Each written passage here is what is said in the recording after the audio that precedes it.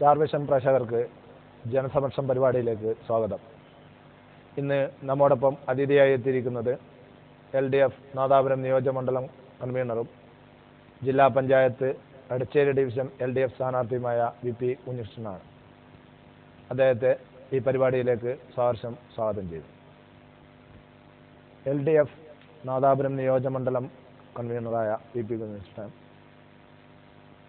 ഇതാദ്യമായി രണ്ടാം ഘട്ട ജില്ലാ പഞ്ചായത്ത് തെരഞ്ഞെടുപ്പ് സ്ഥാനാർത്ഥിയായി രംഗപ്രവേശനം ചെയ്തിരിക്കുകയാണ്. LDF നിയോജകമണ്ഡലം കൺവീനർ എന്നതിനേക്കാൾ ഉപരി ജില്ലാ പഞ്ചായത്ത് സ്ഥാനാർത്ഥിയായപ്പോൾ ആ രണ്ട് പാർട്ടി സംവിധാനവും ഒരേ രീതിയിൽ കൊണ്ടുപോകാൻ പാർട്ടി കൺവീനർ എന്ന നിലക്ക് നമുക്ക് സാധിക്കുമോ? തീർച്ചയായും. ഞാൻ CPM-ന്റെ ജില്ലാ കമ്മിറ്റി മെമ്പറും അതുപോലെ ട്രേഡ് യൂണിയൻ രംഗത്ത് പ്രവർത്തിക്കുന്ന ഒരാളുമാണ്. അതോടൊപ്പം തന്നെ LDF-ന്റെ നിയോജകമണ്ഡലം കൺവീനർ എന്ന നിലക്ക് കുറേ കാലമായി പ്രവർത്തിച്ചുകൊണ്ടിരിക്കുന്നു. LDF പാർട്ടികളുമായിട്ട് നല്ല ബന്ധം സ്ഥാപിച്ച് അവരെ യോജിപ്പിച്ച് കൊണ്ടുപോകാനുള്ള ദൗത്യമാണ് വാസ്തവത്തിൽ ഞാൻ ഏറ്റെടുത്തത്. വളരെ വിജയകരമായ രീതിയിൽ മുന്നോട്ട് പോവുകയും ചെയ്തിട്ടുണ്ട്. അപ്പോൾ ആ നിലക്ക് ഒരു സ്ഥാനാർത്ഥി എന്നുള്ള നിലക്ക് വളരെയധികം ശോഭിക്കാൻ സാധിക്കുമെന്നുള്ള ഒരു ധാരണ തന്നെയാണ്, കാഴ്ചപ്പാട് തന്നെയാണ് എനിക്കുള്ളത്. യാതൊരു പ്രയാസവും എന്നെ സംബന്ധിച്ചിടത്തോളം ഇക്കാര്യത്തിലില്ല.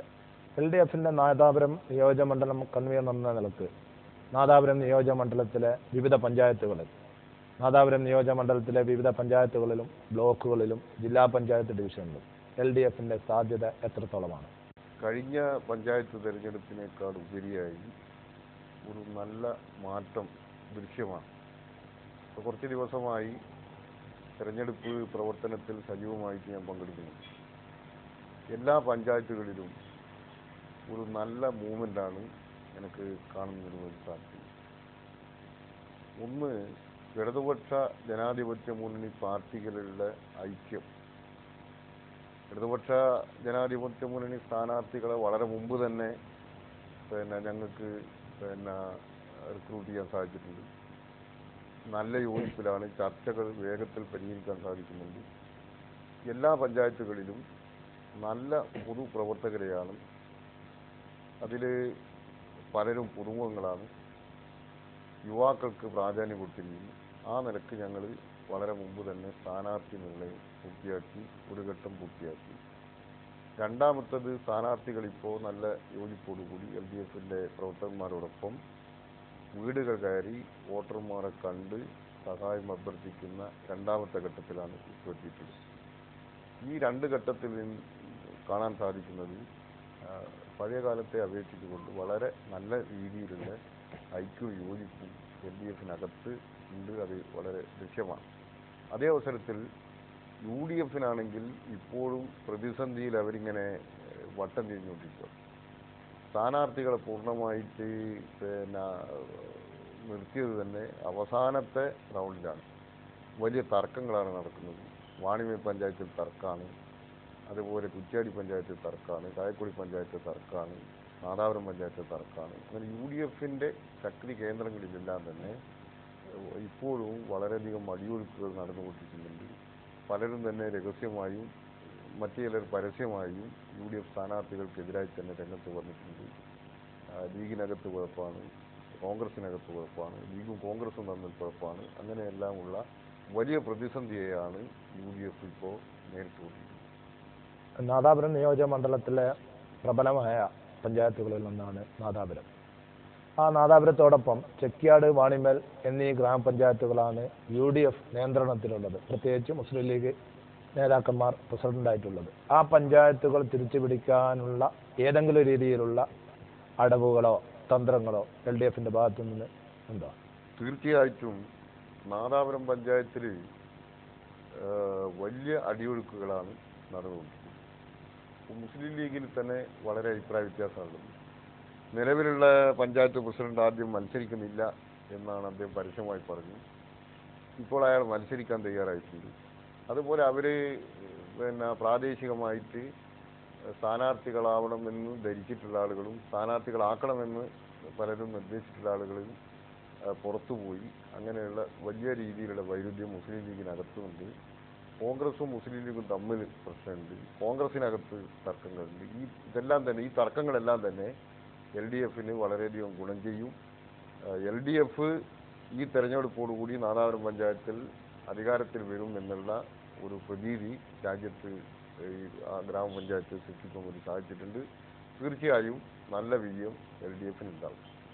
അതുപോലെ തന്നെയാണ് വാണിമൽ പഞ്ചായത്തിൻ്റെ സ്ഥിതി. വാണിമൽ പഞ്ചായത്തിലെ മുസ്ലിം ലീഗിനകത്തുള്ള പ്രശ്നങ്ങൾ വളരെയധികം അങ്ങാടിപ്പാട്ടായിട്ട് മാറിയിട്ടുണ്ട്. പരസ്യമായിട്ട് അത് മറനീക്കി പുറത്തു വരുന്ന ഒരു സാഹചര്യമാണ് ഇപ്പോൾ വന്നു ചേർന്നിട്ടുള്ളത്. അതും LDF ഗുണകരമായിട്ടുള്ള ഒരവസ്ഥയിലേക്ക് വരും. കായക്കൊടി പഞ്ചായത്തിൻ്റെ സ്ഥിതി അതാണ്.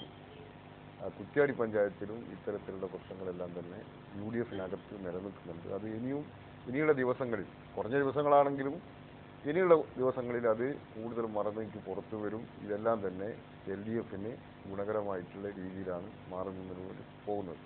മാത്രമല്ല, ഈ തെരഞ്ഞെടുപ്പിനെ വാസ്തവത്തിൽ LDF കാണുന്നത് കഴിഞ്ഞ 4 കൊല്ലക്കാലമായി VS ഗവൺമെൻറ് ചെയ്തിട്ടുള്ള ജനോപകാരപ്രദമായ നടപടികളെ മുൻനിർത്തിക്കൊണ്ടാണ് ഞങ്ങൾ മത്സരിക്കുന്നത്. 4 വർഷം കൊണ്ട് കേരളത്തിൻ്റെ ചരിത്രത്തിൽ 57 ശേഷം ഇതുപോലെ ജനങ്ങൾക്ക് ഗുണകരമായിട്ട് പ്രവർത്തിച്ചിട്ടുള്ള ഒരു സർക്കാർ വേറെ കേരള സംസ്ഥാനത്ത് ഉണ്ടായിരുന്നില്ല. അത്രത്തോളം കാര്യങ്ങളാണ് ഈ ഗവൺമെൻറ് ചെയ്തിട്ടുള്ളത്.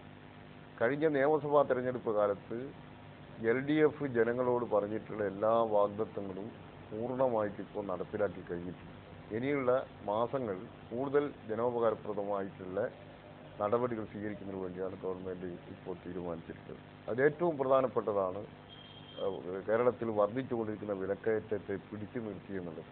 പല സംസ്ഥാനങ്ങളിലും വിലക്കയറ്റം കൊണ്ട് പൊറുതിമുട്ടിക്കൊണ്ടിരിക്കുന്ന സന്ദർഭത്തിൽ കേരളത്തിലെ ഇടതുപക്ഷ ജനാധിപത്യ മുന്നണി ഗവൺമെൻറ്റിൻ്റെ ശക്തമായ ഇടപെടലിൻ്റെ ഫലമായി വിലക്കയറ്റത്തെ പിടിച്ചു നിർത്തുന്നതിന് വേണ്ടി, ഒരു കടിഞ്ഞാണിട്ട് പിടിച്ചു നിർത്തുന്നതിന് വേണ്ടി ഗവൺമെൻറ് സാധിച്ചിട്ടുണ്ട്. 47.5 ലക്ഷം കുടുംബങ്ങൾക്ക് 2 രൂപയ്ക്ക് അരി കൊടുക്കുന്ന ഒരു ഗവൺമെൻറ്റാണ്. ഇന്ത്യയിൽ മറ്റൊരു സംസ്ഥാനത്തും നമുക്ക് കാണുന്നതിന് വേണ്ടി സാധിക്കില്ല. അതുപോലെ തന്നെ പെൻഷനുകൾ, ഇപ്പോൾ കർഷക തൊഴിലാളി പെൻഷൻ, ലക്ഷക്കണക്കിന് ആളുകൾക്ക് കർഷക തൊഴിലാളി പെൻഷൻ കൊടുക്കുന്നുണ്ട്. ഉമ്മൻചാണ്ടിയുടെ ഗവൺമെൻറ്റിൻ്റെ കാലത്ത് 21 മാസക്കാലം കർഷക തൊഴിലാളികൾക്ക് പെൻഷൻ കൊടുത്തില്ല. പല കർഷക തൊഴിലാളികളും വൃദ്ധന്മാരെല്ലാം മരിച്ചുപോയി കാലഘട്ടത്തിനടുത്ത്. ഈ ഗവൺമെൻറ് അധികാരത്തിൽ വന്ന ഉടനെ കർഷക തൊഴിലാളി പെൻഷൻ കുടിശ്ശിക സഹിതം പൂർണ്ണമായി കൊടുത്തു തീർക്കുകയും 150 രൂപ കർഷക തൊഴിലാളി പെൻഷൻ 300 രൂപയാക്കി വർദ്ധിപ്പിക്കുകയും ചെയ്തിട്ടുള്ള ഒരു ഗവൺമെൻറ്റാണ്. അഗതി പെൻഷൻ, വാർദ്ധകാല പെൻഷൻ തുടങ്ങിയിട്ടുള്ള എല്ലാ പെൻഷനുകളും വർദ്ധിപ്പിച്ചും കൃത്യമായി കൊടുക്കുന്ന ഒരു ഗവൺമെൻറ്റാണ് ഇത്. അതുപോലെ തന്നെ പാചക തൊഴിലാളികൾ 40 രൂപ 50 രൂപ കൂലി കിട്ടിയിരുന്ന കേരളത്തിലെ സ്കൂൾ പാചക തൊഴിലാളികൾക്ക് ഇപ്പോൾ ഈ ഗവൺമെൻറ് ആദ്യം 100 രൂപയാക്കി, ഇപ്പോൾ 150 രൂപ ദിവസക്കൂലിയും കഴിഞ്ഞ ഓണക്കാലത്ത് 50 രൂപയും കിട്ടി. അതുപോലെ തന്നെ ഈ അംഗനവാടി ടീച്ചേഴ്സിനും ഹെൽപ്പേഴ്സിനും ശമ്പളം വർദ്ധിപ്പിച്ചു കൊടുക്കുക മാത്രമല്ല, അവർക്ക് പെൻഷൻ അനുവദിച്ചിട്ടുള്ള ഒരു സർക്കാരാണിത്. ആശാ വർക്കർമാർ എന്ന് പറയുന്ന കേരളത്തിൽ ആയിരക്കണക്കിന് വരുന്ന പാവപ്പെട്ട സ്ത്രീ വിഭാഗത്തിന് ഒരു ആനുകൂല്യം കിട്ടാത്തതാണ്. ഒരു ഗവൺമെൻറ്റും കൊടുത്തില്ല, കേന്ദ്ര സർക്കാരും കൊടുത്തില്ല. ഈ ഗവൺമെൻറ് ഇപ്പോൾ ഓണക്കാലത്ത് 500 രൂപ വീതം പാരിതോഷികം കൊടുത്ത് അവരെ പ്രോത്സാഹിപ്പിച്ചിട്ടുള്ള സ്ഥിതിയാണുള്ളത്. അതുപോലെ തന്നെ കേരളത്തിൽ വീടില്ലാത്ത അനേകം കുടുംബങ്ങളുണ്ട്. ഈ ഗവൺമെൻറ്റിൻ്റെ ലക്ഷ്യം, ഈ ഗവൺമെൻറ് പിരിഞ്ഞു പോകുമ്പോൾ കാലാവധി പൂർത്തിയാകുന്ന അവസരത്തിൽ കേരളത്തിൽ വീടില്ലാത്ത ഒരു കുടുംബം പോലും അവശേഷിക്കാൻ പാടില്ല എന്നാണ് ഇടതുപക്ഷ ജനാധിപത്യ മുന്നണിയുടെ തീരുമാനം. അതിൻ്റെ അടിസ്ഥാനത്തിൽ EMS ഭവന പദ്ധതി, MN ഗോവിന്ദനാർ ഭവന പദ്ധതി കൂടി 4.5 ലക്ഷത്തോളം വരുന്ന വീടുകളിപ്പോൾ പൂർത്തിയാക്കി കഴിഞ്ഞ്, പലർക്കും താക്കോൽ കൊടുത്തു കഴിഞ്ഞ്, എല്ലാ പഞ്ചായത്തുകളിലും ഈ നല്ല രീതിയിലുള്ള പ്രവർത്തനം നടന്നുകൊണ്ടിരിക്കുകയാണ്. അങ്ങനെ പൊതുവെ പരിശോധിച്ചു കഴിഞ്ഞാൽ കേരള സംസ്ഥാനത്തെ ഈ ഗവൺമെൻറ് അധികാരത്തിൽ വന്നതിന് ശേഷം എന്തെങ്കിലും ഒരു ആനുകൂല്യം കിട്ടാത്ത ഒരു കുടുംബം പോലും ഈ കേരളത്തിലില്ല. ഇത് വെച്ചുകൊണ്ടാണ് ഈ പഞ്ചായത്ത് തെരഞ്ഞെടുപ്പിലും ഞങ്ങൾ മത്സരിക്കുന്നത്. LDF സർക്കാരിൻ്റെ ഭരണ നേട്ടങ്ങൾ വിശദമായി തന്നെ LDF കൺവീനർ കൂടിയായ VP മുനിയൻ ഇവിടെ വിശദീകരിച്ചു. ഇതേ വാദഗതി കൊണ്ട് തന്നെയായിരുന്നു ഇക്കഴിഞ്ഞ ലോക്സഭാ തെരഞ്ഞെടുപ്പിലും LDF കേരളത്തിലുടനീളം പ്രചാരണ രംഗത്തിറങ്ങിയത്. നമുക്കറിയാം, വടകര അടക്കമുള്ള CPM-ന്റെ കേന്ദ്രങ്ങൾ വളരെ മൃഗീയ ഭൂരിപക്ഷത്തിന് UDF സ്ഥാനാർത്ഥികൾ ജയിക്കുന്നൊരു കാഴ്ചയെ നമ്മൾ കണ്ടിട്ടുണ്ട്.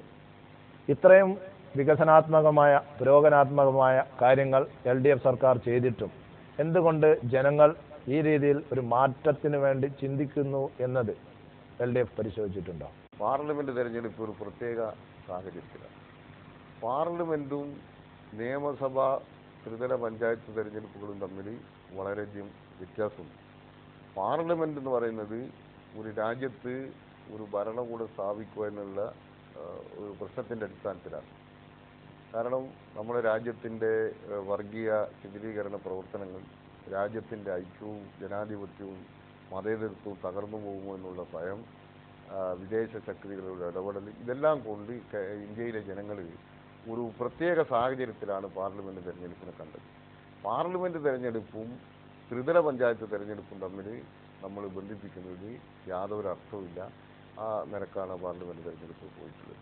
മാത്രമല്ല, അന്നത്തെ സാഹചര്യം, പാർലമെന്റ് തെരഞ്ഞെടുപ്പ് നടക്കുമ്പോൾ ഉണ്ടാകുന്ന രാഷ്ട്രീയ സാഹചര്യത്തിൽ ഇപ്പം വളരെയധികം വ്യത്യാസം വന്നിട്ടുണ്ട് എന്നുള്ളത് കൂടി നമ്മൾ ഈ കാലഘട്ടത്തിൽ കാണാം. പാർലമെന്റ് തെരഞ്ഞെടുപ്പ് പരാജയവും ത്രിതല പഞ്ചായത്തിന്റെ തെരഞ്ഞെടുപ്പ് അവലോകനവും തമ്മിൽ വളരെയധികം വ്യത്യാസമുണ്ട് എന്നാണ് VP ഉന്നയിച്ചതിന്റെ വാദം. അങ്ങനെയെങ്കിൽ ഇക്കഴിഞ്ഞ പാർലമെന്റ് തെരഞ്ഞെടുപ്പിൽ കേരളം ശ്രദ്ധിച്ച ഒരു ഇമ്പാക്റ്റ് ആയിരുന്നു ഒഞ്ചിയം റവല്യൂഷണറി CPM-ന്റെ പ്രവേശനം. ഈ പ്രവേശനം കേരളത്തിൽ, പ്രത്യേകിച്ച് വടകര താലൂക്കിൽ വളരെ നല്ലൊരു ചലനം തന്നെ CPM-നെതിരെ ഉണ്ടാക്കിയതായി പത്രമാധ്യമങ്ങൾ റിപ്പോർട്ട് ചെയ്തിട്ടുണ്ട്. അതിൻ്റെ വിലയിരുത്തൽ, അതിൻ്റെ ആ റവല്യൂഷണറിയുടെ സാന്നിധ്യം വടകര താലൂക്കിൽ CPM-ന് കനത്ത ക്ഷീണം സംഭവിച്ചിട്ടില്ല. ഒഞ്ചിയം പ്രശ്നം ഉടലെടുത്ത ഒരു പ്രത്യേക സാഹചര്യത്തിലാണ്. ജനതാദളുമായി CPM-ന്റെ മുന്നണി പ്രശ്നമാണ് വാസ്തവത്തിൽ ഉയർന്നു വന്നത്. അവിടെ പിന്നെ ആ പഞ്ചായത്ത്, കരാമല പഞ്ചായത്തിനെ സംബന്ധിച്ചിടത്തോളം.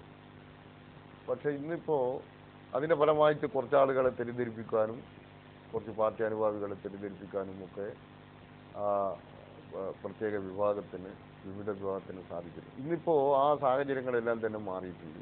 അന്ന് അവരുടെ കൂടെ പോയിട്ടുള്ള നൂറുകണക്കിന് ആളുകൾ തിരിച്ച് യഥാർത്ഥ പാർട്ടിയുടെ ഔദ്യോഗിക വിഭാഗത്തിൻ്റെ ഭാഗത്ത് അണിചേരുകയും ഈ തെരഞ്ഞെടുപ്പിൽ അവർ നല്ല പങ്ക് വഹിക്കുകയും ചെയ്തിട്ടുണ്ട്. വാസ്തവത്തിൽ ഈ തെരഞ്ഞെടുപ്പ് കഴിഞ്ഞാൽ ഒഞ്ചിയം പഞ്ചായത്തിൻ്റെ ആയാലും വേറാമല പഞ്ചായത്തിൻ്റെ ആയാലും ആ മേഖലയിൽ വലിയ മാറ്റങ്ങൾ കാണുന്നതിന് വേണ്ടി നമുക്ക് സാധിക്കും. ഇക്കഴിഞ്ഞ ലോക്സഭാ തെരഞ്ഞെടുപ്പിൽ CPM-ന്റെ പ്രധാന കേന്ദ്രങ്ങളായ കൈവേലി, വാണിമേൽ പഞ്ചായത്തിൻ്റെ വെലങ്ങാട് ഭാഗങ്ങൾ, മൊകേരി, കക്കട്ട് എന്നീ ഭാഗങ്ങളിൽ CPM-നെതിരെ CPM-ൽ തന്നെ ഉള്ള ഒരു ഭാഗം പ്രവർത്തകർ രംഗത്തിറങ്ങിയിരുന്നു. പക്ഷേ അവർ രംഗത്തിറങ്ങിയത് പലപ്പോഴും രഹസ്യ സ്വഭാവത്തോടു കൂടിയായിരുന്നു. ഈ രഹസ്യമായി പാർട്ടിയെ തകർക്കാനുള്ള ഒരു നീക്കം ഇപ്പോഴും അണിയറയിൽ ശക്തിപ്പെടുന്നു എന്നുള്ള ഒരു ചിന്ത CPM നേതൃത്വത്തിന് ഉള്ളതായി രഹസ്യമായി നേതാക്കന്മാരുടെ സംസാരത്തിൽ നിന്ന് മനസ്സിലായിട്ടുണ്ട്. ആ കാര്യങ്ങളെക്കുറിച്ച് LDF നിയോജകമണ്ഡലം കൺവീനർ കൂടിയായ VP ഉന്നയിച്ചൻ എങ്ങനെ ഈ സമീപനത്തെ കാണുന്നു? കാരണം പാർട്ടിക്കുള്ളിൽ പാർട്ടിയെ ചതിക്കാൻ വേണ്ടി ഒരു വിഭാഗം രംഗത്തെത്തുന്നതായി എന്നുള്ള അവലോകനത്തെക്കുറിച്ച് ഏത് രീതിയിലാണ് മനസ്സിലാക്കുന്നത്?